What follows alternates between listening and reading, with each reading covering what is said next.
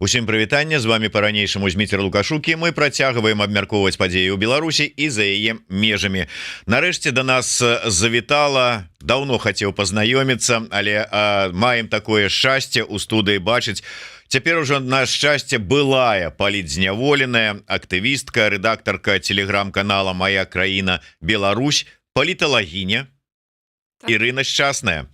Прывітанне, спадарыня Ірына. Вітаю вас.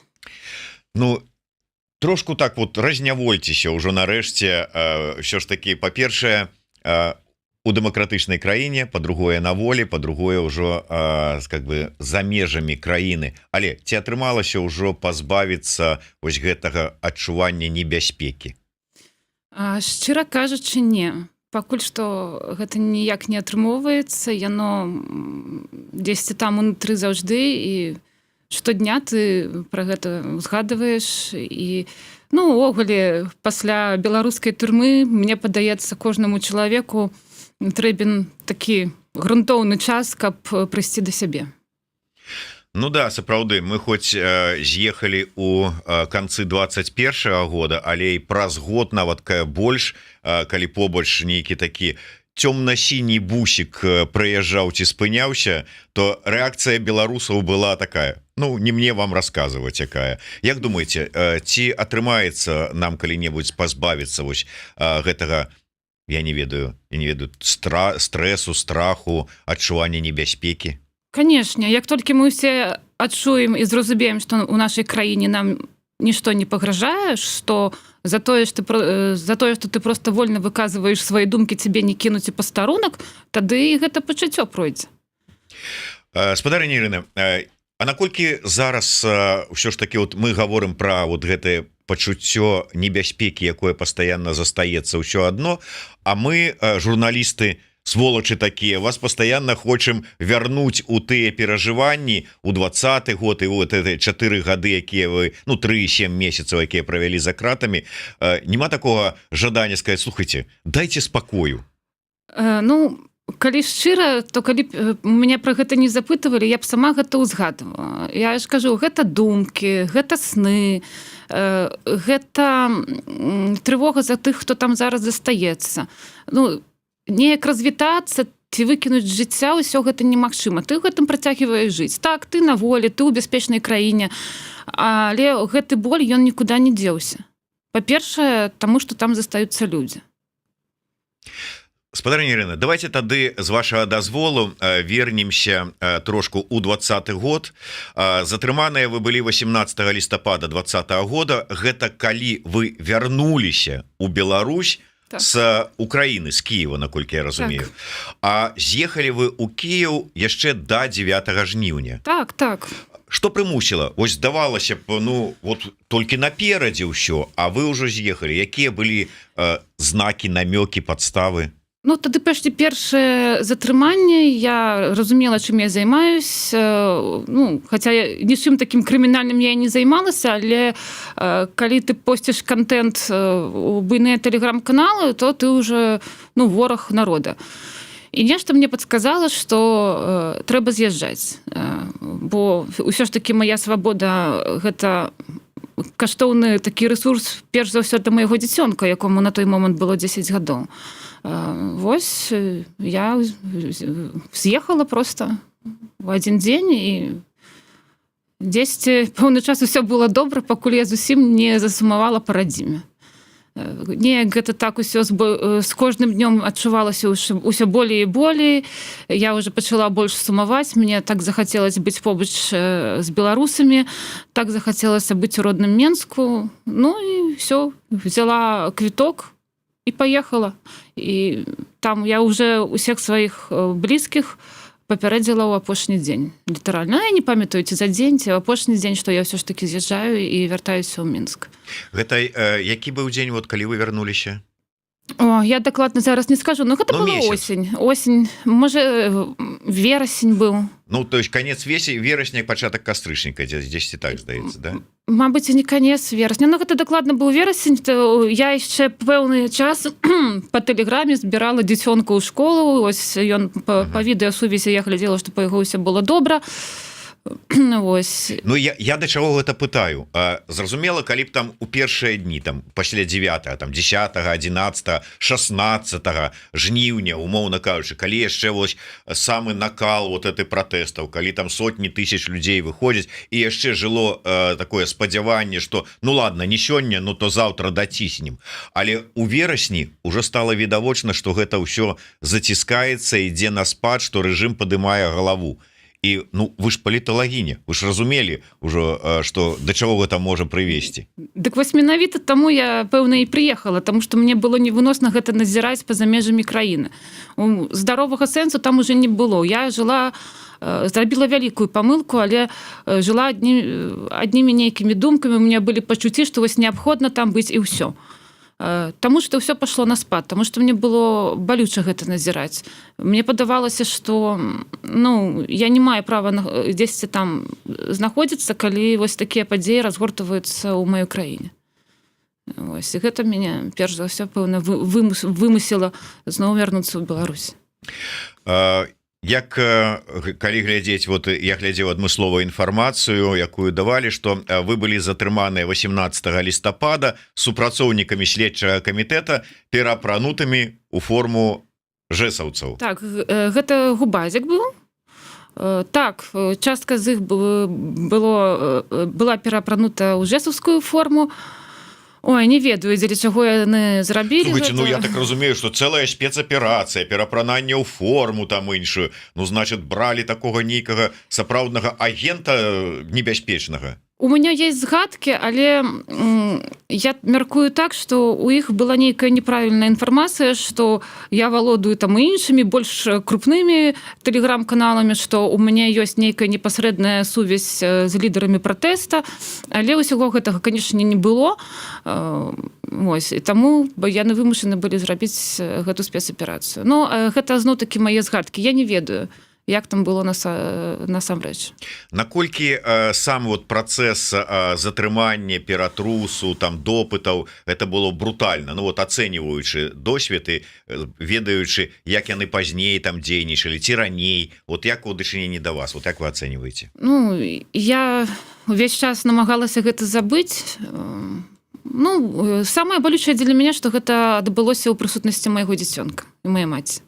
Все астатняе просто ну нішто. Тое, што ў 10 год мой дзіцёнак гэта пабачыў на ўласныя вочы, ну, я і сваю віну за гэта адчуваю. І, конечно, яна са мной застанецца назаўжды.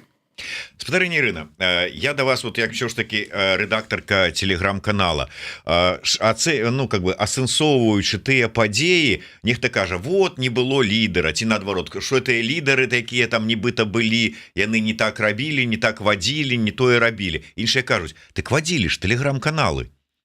Той же самы нехта, тыя ж самыя там іншыя телеграм-каналы. Наколькі уплыў телеграм-каналаў рэдактароў там ці нейкіх людзей, якія працавалі на гэтых каналах, быў сапраўды важны і вялікі.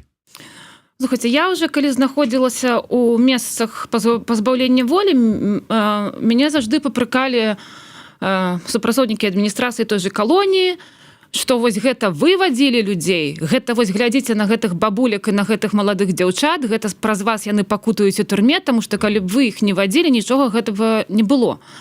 Я, конечно, не магла выказаць свае думкі услых, але ў мяне заўжды была такая думка: вы што, сапраўды лічыце беларускі народ, які падняўся ў 2020 годзе за, прабачце, нейкі статак, што іх вадзіць трэба? Людзі выйшлі не таму, што іх хтосьці вывеў, а таму, што яны сэрцам адчувалі, што патрэбна нешта мяняць у краіне. Таму тэлеграм-каналу, ну, я магу казаць толькі за той канал, дзе я была рэдактарам. Мы толькі аб'яўлялі месца збору, і, канешне, заўжды былі інструкцыі па бяспецы, як сябе паводзіць, што не трэба правакаваць супрацоўнікаў міліцыі, нельга падыходзіць да дзяржаўных будынкаў. Я уже казала шмат разоў, там усе гэтыя правілы, інструкцыі, калі заўважыш нецвярозага чалавека, падысці да супрацоўніка міліцыі, паведаміць яму аб этом. Мы рабілі ўсё, каб неяк забяспечыць ну, людзей, ну, выратаваць іх ад магчымых непрыемнасцяў. Таму, калі в абвінавачанні мне казалі, што там нейкія паджогі, гвалт у супрацоўнікаў, у дачынення да супрацоўнікаў міліцыі. Я думаю, ну, боже мой, ну, адчыніце вы тэлеграм-канал за той час і пачытайце, што там напісана. Але ж, канешне, што такое беларуская судебная сістэма, мы ўсе ведаем. Да, і мы пра гэта яшчэ пагаворым, але вот вы сказалі, што лічаць беларусаў нейкім такім статкам, якому трэба закамандаваць, і тады толькі яно пойдзе. Гэта вось так супрацоўнікі калоніі лічаць. Да, але ж вот паглядзіце, я зараз уже колькі часу чытаю у каментарах, калі заходзіць размова і пішуць тады: а вот тая ж самая Ціхановская, яна заклікала, людзі выйшлі, калі б не было і потрапілі под гэты каток рэпрэсій, потрапілі у турмы, калі б вот не сказала, яны б не выйшлі і нічога гэтага не было. То есть так яно працуе? Ну, гэта просто нейкія ўласныя меркаванні. Я прытрымліваюся думкі, што ўсё ж такі людзі выйшлі, таму што сітуацыя склалася так, што людзям хацелася нешта змяніць. І калі гэта магчымасць была, то з Ціхановскай ці без яе, мне падаецца, яны б выйшлі ва ўсялякім разе. Але вот вы самі сказалі про тое, што, скажем, у тэлеграм-канале у вашым і ў іншых там былі нейкія, там, скажем, умоўна кажучы, месцы збору, там інструкцыі, як сябе паводзіць. Калі гэта людзям падказвалі тэлеграм-каналы, вот вы, там же самы Пуціла, той же самы, ці яшчэ хто, то атрымліваецца, у гэтай рэвалюцыі беларускай лідара не было? Ой, я скажу так, я не магу казаць за ўсіх, я скажу... Я ваше меркаванне як паліталагіні, як чалавека, які, как бы, ну, можа, з досведам азірнуцца і паглядзець і прасэнсаваць. Асабіста ваше меркаванне? Маё меркаванне, ну, гэтыя падзеі дзеля мяне былі без лідару, я нікога асабліва не падтрымлівала, просто... Пэўна, я жыла тым, што наспела сітуацыя, калі беларускі народ узняў галаву. І калі ён паказаў, што ён варты штосьці змяніць. На жаль, канешне, склалася так, як склалась, але 20-й год – гэта гісторыя. Гэта наша агульная гісторыя. Не тая, якую надрукуюць у падручніках, а гісторыя гонару, чалавечай годнасці і прагі да свабоднага жыцця. Вам задавалі гэтае пытанне, але зараз вот пераходзячы да тэмы і суда і потым зняволення, просто вот хацелася б спытацца, вот зараз не шкадуеце, што гэты 20-й год у вашым жыцці здарыўся, у вашым асабістым жыцці? Ведаць, мне цяжка адказаць, неяк 50/50. Ну, па-першае, гэта, канешне, зламала мой лёс. Гэта вельмі балюча. Я не ведаю, наколькі страціла радзіму. Я страціла амаль што 4 гады ўласнага жыцця. Я страціла 4 гады з дзіцёнкам. Я не бачыла яго. З другога боку, ну, гэта досвед нейкі. Гэта знаёмства з новымі людзьмі там ужо за кратамі. Я пераглядзела некаторыя рэчы і ў сваім жыцці, і цалкам. Пакуль што мне цяжка адказаць. Пэўна, тое, што адбылося, павінна было адбыцца, і ну, мы ж зараз не можам змяніць нейкім чынам сітуацыю, таму трэба, калі так атрымалася, ізымаць з яе нешта і пазітыўнае, хаця гэта можа гучаць зусім неверагодна. Калі перайсці да суда, што для вас было падчас гэтай судовага пасяджэння, ну, нечаканым, дзіўным, шакуючым? Мы, конечно, усе выдатна ўжо да гэтага часу ведалі, што сябе, ну, той, хто не ў 20-м годзе прачнуўся, што сябе уяўляе гэтая судовая сістэма так званая, але... Ну, слухайце, ніхто з нас не ўспрымаў гэтыя суды як нешта сур'ёзнае. Ну, ніхто да гэтага не ставіўся, так, ой, суды, вось, можа там нешта спадзявацца, не. Калі у нас была магчымасць да судоў проста паразмаўляць, вось нас 7 чалавек, калі вось у нас есть магчымасць паміж сабой паразмаўляць, мы проста гэтаму вельмі радаваліся. І, ну, пэўна чакалі гэтых паседжанняў менавіта дзеля таго, каб абменьвацца навінамі, ну і просто вось нават у гэтай клетцы зноў неяк там падтрымаць камунікацыю між сабой. А што было самае шакуючае, гэта дзень вырака, калі нам уже абвесцілі тэрміны, і шакуючае былі не тэрміны. У гэты дзень мы даведаліся, што не стала Вітольда Ашурка.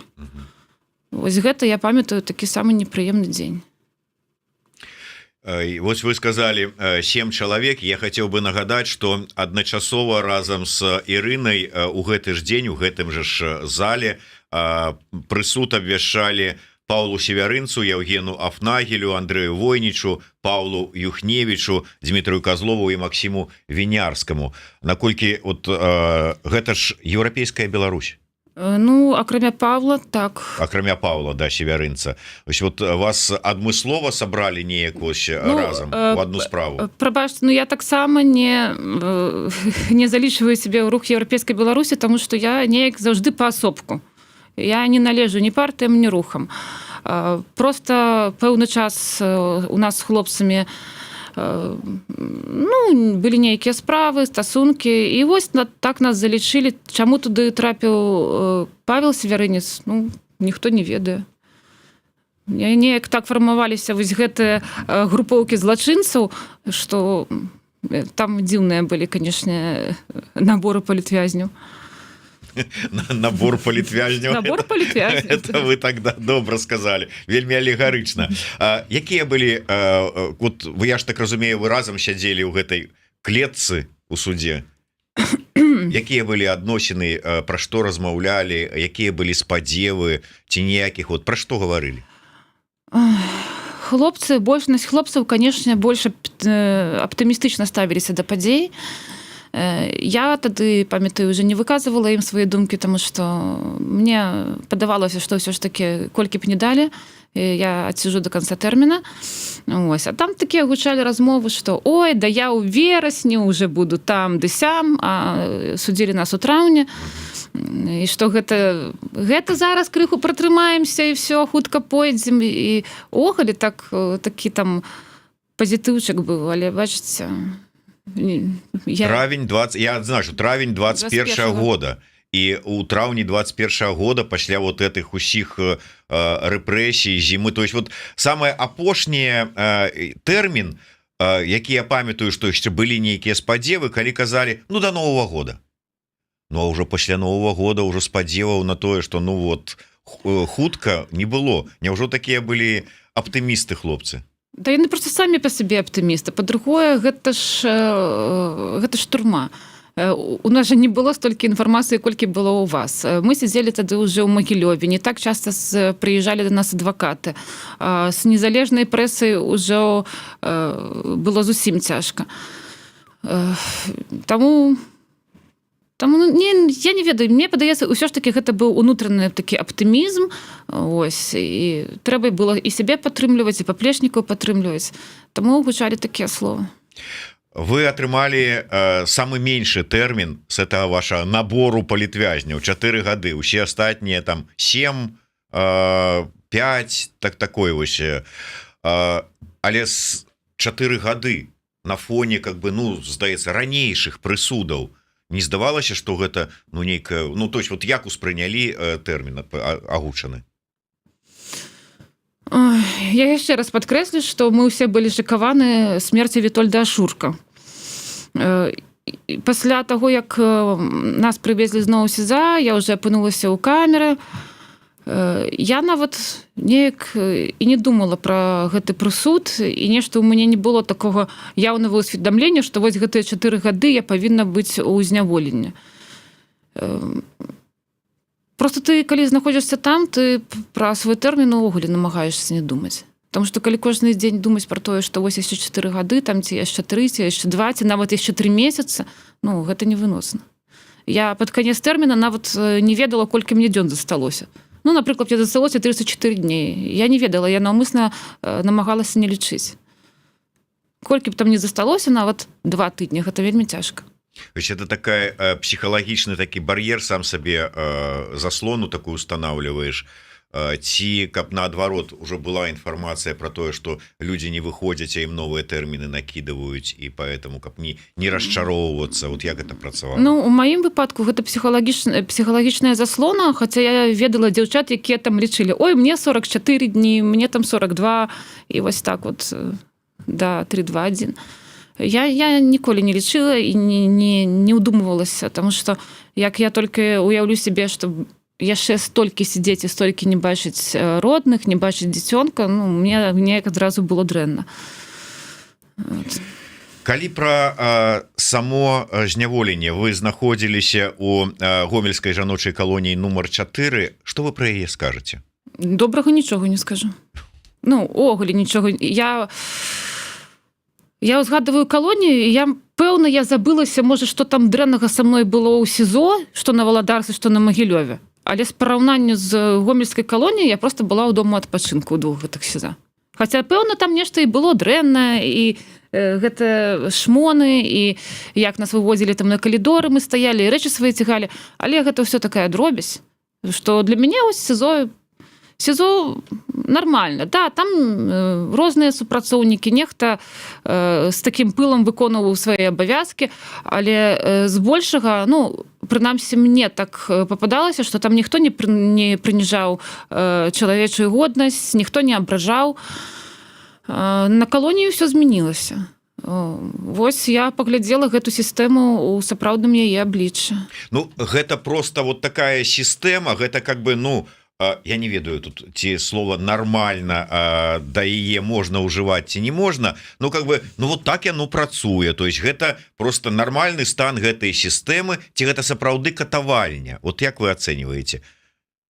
Я ацэньваю зноў-такі у параўнанні з двумя СІЗА я ацэньваю гомельскую калонію як катавальню глядзець ну СІЗА таксама ж гэта адна і тая сістэма пенітэнцыярная так але я ні разу не прыгадаю, каб на Магілёўскім СІЗО мяне нехта абразіў, таму што я палітычная.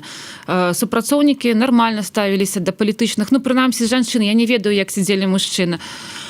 Ну, ты там знаходзішся, просто адбываеш час і ўсё. А у жаночай калоніі номер 4 ты ўвесь час просто чакаеш непрыемнасцю. Вось кожную хвіліну, там, кожную гадзіну. Ты думаеш, што зараз могуць патэлефанаваць, вызваць кудысьці цябе і ўсё, і гэта скончыцца вельмі непрыемнай рэчы якой-небудзь.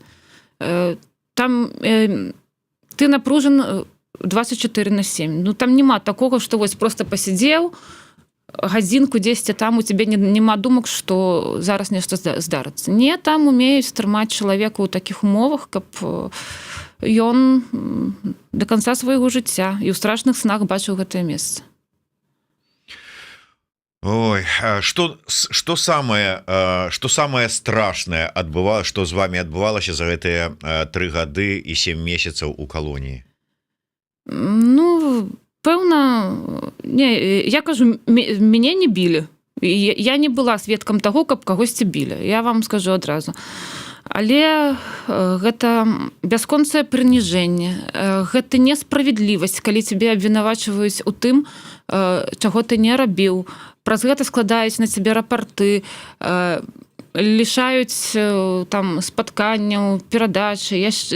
На камісіях, калі ты туды прыходзіш на гэту камісію па пакаранню, сядзіць начальнік калоніі, там іншыя важныя супрацоўнікі адміністрацыі. Боже мой, што я да табе кажуць? Ты нейкі і вораг народа, ты і хацеў сапсаваць увогуле ўсю краіну. І зноў-такі я ўжо казала, што вось праз цябе гэта ўсё адбылося. Праз цябе пакутаюць іншыя людзі. І гэта ты чуеш пастаянна. Ну і потым такія вось супрацоўнікі аператыўнага аддзела, маладыя хлопцы, яны просто такія разгойданыя, іх няма нічога чалавечага, іх няма сэрцу, да і з розумам там не вельмі добра, пэўна. Таму яны сябе дазваляюць усялякія рэчы у дачыненні да жанчын усялякага ўзроста. І да маладых, і да сталых. Для іх вось усе гэтыя жанчыны палітычныя, ну, гэта не людзі, гэта не жанчына. Гэта проста пэўна, нейкія фашысты, якія там там нацысты нейкім цудам захаваліся яшчэ з 40-х, вось зараз хацелі разгойдаць сітуацыю ў іх радзіме. Я не ведаю, што павінна быць у галаве, каб проста ў гэта верыць. Ну да, ведаеце, я тут днямі прачытаў інтэрв'ю аднаго чалавека, можа быць, не буду узгадываць яго прозвішча ў гэтай сітуацыі, але ён пазіцыянуе сябе як тым, хто вельмі шчыльна займаецца пытаннямі вызвалення палітвязняў, ну как бы так абтэлефаноўвае іх сваякоў, іх саміх, звяртаецца, каб яны пісалі прашэнні аб памілаванні і гэтак далей. Я бы хацеў вам прачытаць, зараз паспрабую знайсці одну цытатку. Вот, я не буду называць. Калі ў яго спыталіся наконт таго, што катуюць людзей за кратамі, ён піша, отказывая: «Я переговорил более чем с сотней родственников тех, кто вышел сейчас по помилованию. С 30 лично встречался, ни от одного не слышал про пытки. Не думаю, что они мне врали, с учетом того, что разговор был не под запись. Некоторые родственники говорили, что их дети научились застилать кровать, научились жить по расписанию. Вчера мне звонил Александр Жук, это брестчанин, якого дважды осудили по хороводной справе. Я, как и всех, спрашиваю, как к вам относились? Он говорит: очень уважительно, я многому научился, я очень благодарен сотрудникам ДИН. Для меня это как армия, я повзрослел, увидел, что такое настоящая жизнь». Ну, па-першае, калі у гэтага чалавека ёсць уласнае меркаванне, то ён не мае магчымасці гэтае ўласнае меркаванне выказаць. Да, мы ж разумеем. Па-другое, тыя, хто вызвалены па памілаванню, большасцю сваёй знаходзяцца на тэрыторыі Рэспублікі Беларусь. Яны не могуць распавесці тое, як там было на самой справе. Гэта немагчыма. Я не думаю, што яны там уже казалі, як я рады, што я апынуўся і засцілаю краваць. Не, канешне. Ну, школа жыцця. Ну, я таксама крыху шыць навучылася, але гэта не падстава для гонару. Гэта з'едзеныя гады майго жыцця. Таму... Ну вот калі б вы сустрэліся з гэтым чалавекам, што б вы яму сказалі ў адказ вот на вот гэтыя яго словы? Чтоб я ему сказала? Не хочется мне комментовать, зараз пробачьте. Чтоб я ему сказала. Я думаю, что просто немагчыма дапамагаць ратаваць людзей такімі метадамі, і увогуле гэтыя словы, хутчэй за ўсё, ему не належаць. Цалкам з вами згодны. Хотя, может быть, вот у человека такая, ну, как бы такое... разуменне, як трэба дзейнічаць. Дарога пытаецца, вот ёсць такі блогер, наш знаёмы, сябра, не ведаю, ці паспелі вы з ім пазнаёміцца ці не. Вітаю Ірыну на волі. Якія першыя ўражанні ад свабоды? Страшна, незразумела. Зараз зноў схопіць, што рабіць, куды хавацца, куды бегчы. Всё, больш не хочу, больш не вытрымаю. Вось такія мае першыя ўражанні ад волі. Ну, зусім не радасныя, зусім там не да веселья было. В галаве была только одна думка, як гэта выжыць і як зноў не трапіць за краты. Вось такія першыя ўражанні. І яны яшчэ мяне суправаджалі, калі я ўжо апынулася ў бяспечнай краіне. Я ўсё думала, што вось зараз прыйдуць, і тэлефанавала там людзям, якія мне дапамагалі, і сапраўды ім казала, што зараз, а калі за мной прыйдзе там паліцыя і мяне адправяць у Менск, яны проста казалі: супакойся, гэтага не будзе, все, тут бяспека. Ну, стан быў вельмі такі дрэнны, цяжка было, першае ўражанне цяжка. Ірына, калі ўсё ж таки вас вызвалілі, якія тады былі першыя ўражанні і першыя адразу вот план дзеянняў далейшы ў галаве склаўся, ці было не да таго? Вот як вы сябе пачувалі у першыя там дні, хай сабе будзе пасля па вызваленні? Гэта ўсё было як у тумане. Я неяк з таго, што я сапраўды адчувала страх, мяне ж не выпускалі разам з усімі. 3 чалавека выпусцілі, меня пакінулі просто у закрытым памяшканні. А да гэтага ўвесь час казалі, што я на волю не выйду, што прыйдуць за мной там губазікі, следчыя, што я паеду на рэчыцу далей. Вось, яны мне такі зрабілі на дзень народзіну падарунак. Гэта неяк яшчэ больш узмацніла гэтае пачуццё страху. Таму першыя дні, яны такія, вось я ўспамінаю, яны непрыемныя. Канешне, там былі сустрэчы з роднымі, але больш неяк негатыўных перажыванняў было. Гэта было цяжка там знаходзіцца. Цяжка было ўсведамляць, што хутка я тут уже не буду. Я не магу расказаць падрабязнасці, як я пакідала краіну, але мне дапамагалі людзі свае справы, я ім вельмі ўдзячна за гэта. І калі я сама праз гэта прайшла, я зразумела, колькі чалавечых лёсаў яны выратавалі. Што гэта сапраўдная каманда, якая дапамагае людзям выжыць. Мы зараз говорим про Байсол, і тут вот, дарэчы, вельмі цікавы момант, ведаеце, асабліва калі чалавека забралі, асудзілі, забралі ў 20-м годзе, калі вот гэтая праграма по эвакуацыі яшчэ не была актуальна, не працавала, і вот вы выходзіце амаль праз 4 гады на свабоду. Інфармацыі гэтай у вас няма. І я вот заўсёды думаў, як людзі, асабліва зараз з улікам таго, што блакаванне ідзе, немагчыма нешта пачытаць, нейкую інфармацыю даведацца. Як яны даведаюць? Вот як вы даведаліся пра магчымасць, куды трэба звяртацца?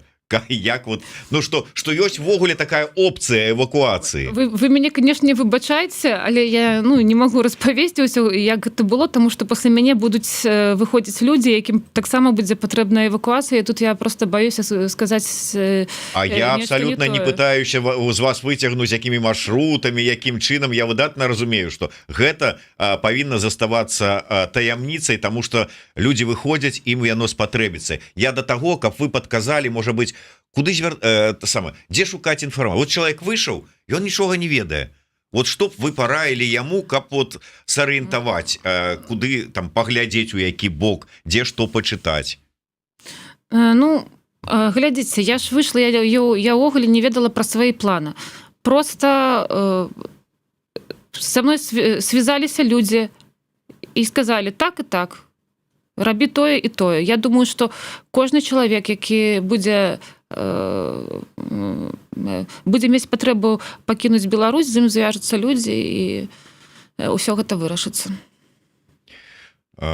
Тацяна піша: паважаная Ірына, прабачце за гэты допыт зараз. Дзякуй за сілу, што знайшлі на гэтую размову. Прабачце, што вы там былі. Нізкі паклон вам. Далучаюся, прабачце, што вам тут устроіў таксама такі допыт. Не, вы што? Дзякуй за віншаванне, Тацяна.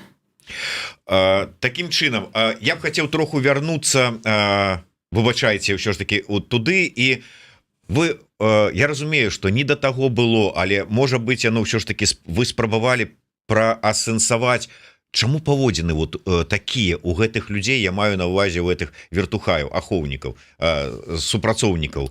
Чаму яны вось так ставяцца да беларусаў, і стаўленне вот менавіта да палітычных, яно рознілася? Конечно. Было тлумачэнне, чаму вот да іх вот такое стаўленне? Да забойцаў, можа быць, мягчэй ставіліся, чым да палітычных? Слухайце, я над гэтым вельмі шмат разважала. У мяне нават былі такія думкі, што вышэйшыя інстанцыі не ведаюць, што адбываецца у жаночай калоніі номер 4. Таму што нейкія рэчы, яны ўжо проста былі за нейкай мяжой. Да, забойцы ўласных дзяцей маглі хадзіць на доўгія свіданні па 3 дні. Я хадзіла толькі некалькі разоў за ўвесь час. Мне ўвесь час адмаўлялі, то немагчыма было туды трапіць. Канешне, гэта падкрэсленае такое вось негатыўнае стаўленне да палітычных. Цябе называюць экстрэмістам просто ў вочы. Потым пайшла нейкая такая тэндэнцыя, што яны пачалі адмаўляцца ад гэтай практыкі, маўляў, гэта вы самі сябе так называеце, хаця не, яны нас называлі зраднікамі і экстрэмістамі. Здраднікамі? А вот каму здрадзілі? Вот было тлумачэнне? Дзяржаве. Дзяржаве здрадзілі, хацелі, каб было так, як ва ўкраіне, вайна, кроў, там, усё пекла на зямле. Вось гэта была наша асноўная мэта па версіі супрацоўнікаў калоніі. То есть вы вот такие, я не знаю, дьявольские дети, конечно, которые хотели тут крови, все это такое. То есть это не мы фашисты, это вы фашисты. Я скажу, что вельмі часта калонію наведвалі усялякія праверкі, што там у той калоніі адбываецца. І вось калі наведвалі гэтыя праверкі калонію, для асуджаных гэта было выпрабаванне. Усіх просто зачыняюць у атрадзе, калонія пустая, ніводнага чалавека, ты не можаш выйти з гэтага атраду. Загадывалі нават прыбіраць бялізну з сушылак. Ну, ствараецца такое ўражанне, што там увогуле нікога няма. І вось сядзіш у гэтым атрадзе і чакаеш, пакуль з'едзе гэтая дэлегацыя з праверкай. Ну, прабачце, з намі ніхто не размаўляў. Там я не мела магчымасці той праверкі задаць сваё пытанне наконт абыходжання са мной з намі з боку супрацоўнікаў калоніі. Таму што звычайных асуджаных, палітычных, непалітычных, неважна, ніколі не паказвалі. Вось усім гэтым правяраючым, ну так, да, чыстенька, прыгоженька, кветачкі растуць.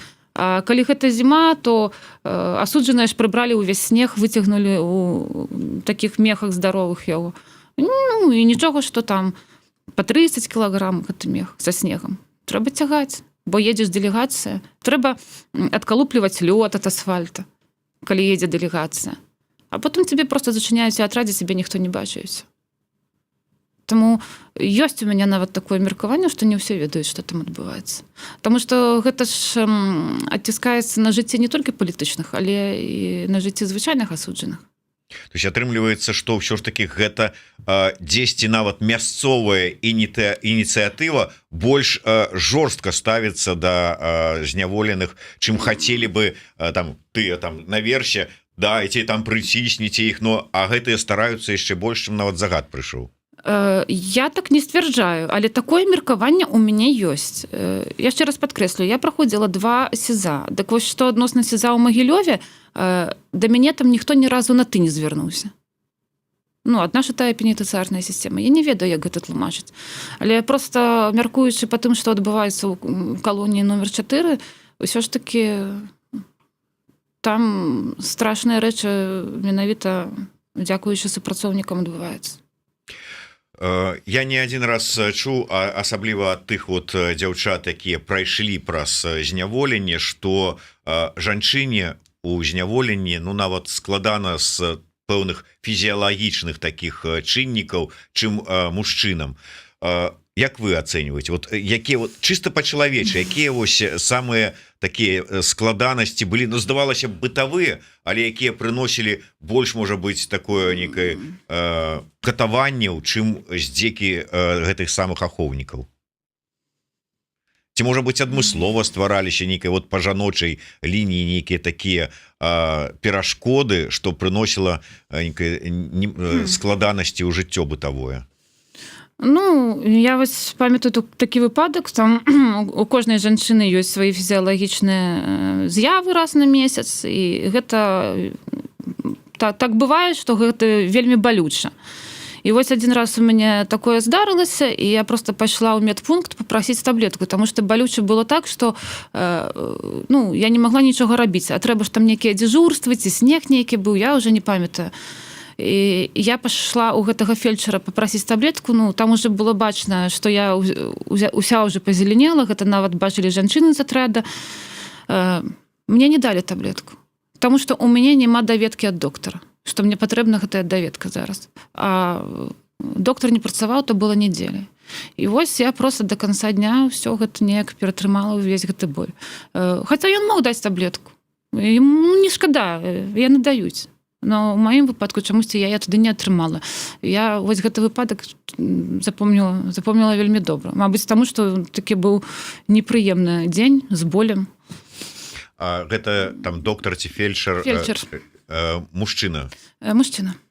Як вы лічыце, гэта таму што вот такое чыста па мужчынскай лініі і ён не разумее, як жанчыне ў такія дні можа быць больна, ці гэта адмыслова разумее, паколькі мае медычную нейкую адукацыю, разумее і адмыслова так зрабіў?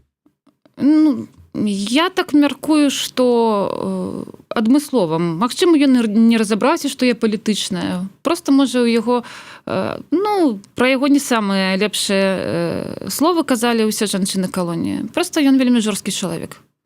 Ён не шкадуе людзей. Ось і все. І там працуюць такія людзі.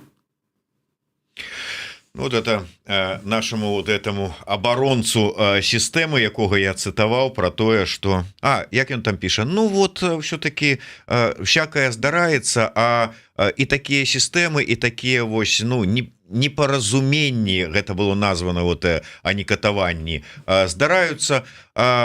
Выснова мне вельмі спадабалася, тому что дыялога з захадам няма. А што, калі адбудзецца дыялог з захадам, усе адразу зменяцца на іншых супрацоўніках, а тых куды не? Нічога не адбудзецца. Да, і адразу ўсе пачнуць у жаночай калоніі гомельскай нумар 4 на вы звяртацца, таблеткі даваць неабходныя па першай просьбе і гэтак далей. Ірына, я б хацеў з вами вас пытацца ваше бачанне з аднаго боку, як ўсё ж таки палізняволеная, з другой як паліталагінь, а можа як і чалавека, просто вот ваше меркаванне. Зараз, я думаю, вы паспелі пачытаць гэтыя спрэчкі, якія пачаліся, што рабіць дэмсілам у гэтай сітуацыі, вызвалення палітвязняў. Адныя кажуць, трэба рабіць усё, што заўгодна, ісці на любыя перамовы, ўсё, што заўгодна рабіць, альбо людзі выходзілі, пераспыніць ціск, адмяніць санкцыі і гэтак далей. Другія кажуць, што санкцыі працуюць, гэта пад іх ціскам ідзе вызваленне, трэба больш ціснуць. Вы, вот што вы скажаце? Мне вельмі цяжка зараз адказаць на гэтае пытанне. З аднаго боку, я разумею, што выйдуць адны, з'явяцца новыя, а з другога боку, я не магу згадваць вочы тых людзей, якія бачыла. Ну, мне просто зараз складана пра гэта казаць. Разумееце, ад мяне нічога не залежыць, і ад маіх думак таксама нічога не залежыць. Но трэба неабходна ратаваць тых людзей. Тут, ведаеце, з аднаго боку сітуацыя сапраўды такая, што ад нашых словаў можа нічога і не залежыць, но мне падаецца, што ў гэтых спрэчках вот менавіта меркаванне такіх людзей, як вы, найперш павінна ўлічвацца. Не тое, што вот хто-то там дзе-то чыста так тэарэтычна разважае, санкцыі там працуюць ці санкцыі не працуюць. Вот чалавек выйшаў, вот ён бачыць, перад яго вачыма стаяць вочы тых людзей, якія там засталіся. Я мяркую, што калі ёсць нейкія механізмы, іх трэба задзейнічаць, бо, разумееце, ідзе час, людзі там сядзяць хворыя, людзі там паміраюць. У нас ёсць прыклады Алеся Пушкіна, у нас ёсць прыклады Вітольда Шурка, іншых палітзняволеных. Я ведаю жанчын, якія вельмі цяжка хварэюць, якія не могуць і дня працягнуць без адпаведных лекаў. І гэтыя жанчыны ўжо там не па 20, не па 30 гадоў. Яны выконваюць цяжкую працу са сваімі хваробамі, яны цягаюць гэтыя бульбаныя мехі, яны працуюць на гэтай швейнай вытворчасці. Я ведаю жанчын, якія працавалі і працуюць з астмай на швейнай вытворчасці. Разумееце, для ўсіх гэтых людзей кожны дзень, кожны тыдзень гэта вельмі вялікі тэрмін, таму што гаворка ідзе пра чалавечае жыццё. Гэта вельмі цяжкае пытанне, вельмі. Цалкам з вами згодны ў гэтай сітуацыі, і з аднаго боку разумееш тых людзей, якія кажуць, што як ісці на паклон, з другого боку что дык набяруць жа на гэтае месца новых. Я думаю что он як губазікі гэтыя у сябе апублікавалі толькі подпісаны Лукашенком гэты загад аб вызваленні 30 чалавек, як тут уже выдалі. Ну что змагары, тут 30 месяцаў на лесапавале вызвалілася. Так, я памятаю, я читала гэта. І вот як вот у гэтай сітуацыі і думаеш, як вот што рабіць, якім чынам, нейкім, якую стратэгію абраць? Разумееце, няма нейкага унутранага пагаднення на гэты конт, але заўжды я дбаю пра людзей. Я ні ў якім разе не хочу сказаць, што вось тыя людзі, якія не сидзелі, яны ўвогуле там не разумеюць гэтай сітуацыі. Але мне паддаюцца якія людзі, якія прайшлі праз беларускія турмы, беларускія калоніі. Ну, сярод такіх людзей больш прыхільнікаў того, што трэба задзейнічаць нейкія механізмы. Потому што ну, там немагчыма жыць. Я думаю, что гэтыя словы варта пачуць тым людзям, якія там разважаюць пра стратэгію, ну і ў прынцыпе маюць дачыненне для распрацоўкі гэтай стратэгіі, дзеянні там дэмсілы, гэтак далей. На завяршэнне, Ірына, я ведаю, што ёсць пэўныя складанасці, цяжкасці у зараз усталяванні жыцця нейкага. Вы думаеце нейкі там збор адкрыць, патрэбна дапамога? Можа быть, мы зараз звернемся да людзей, каб нейкім чынам падтрымалі? Так, збор мы уже будзем адчыняць. Вялікі дзякуй людзям, якія над гэтым працуюць. Конечно, пачынаць жыццё з нуля вельмі складана, тому што ну, я выязджала з Беларусі з пашпартам, штаны, майка і ўсё. Так, будзем адчыняць збор, але спадзяюся, што неяк жыццё ўладкуецца. Ну, а больш за ўсё спадзяюся, што хутка я буду дома. Хаця, канешне, тут трэба спадзявацца толькі на цуд. Ну, вы яшчэ не сказалі, дзе што за збор будзе, ну але я так думаю, што гэта дзе на Байсоле? На Байсоле будзе збор ладзіць спадарыня Ірына. Так што як толькі з'явіцца, як толькі ён будзе запушчаны, мы таксама дадзім гэтую спасылачку. Ну і я звяртаюся да людзей на будучае, калі у вас будзе такая магчымасць, жаданне, ну беларус уж беларус, час на гэта ніяк не ўплывае, таму калі ласка падтрымайце спадарню Ірыну. А дзякуй вялікі вам за тое, што зайшлі, падзяліліся сваімі меркаваннямі ад нас, ад нашых слухачоў. Дзякуй вялікі. Дзякуй вам за запрашэнне.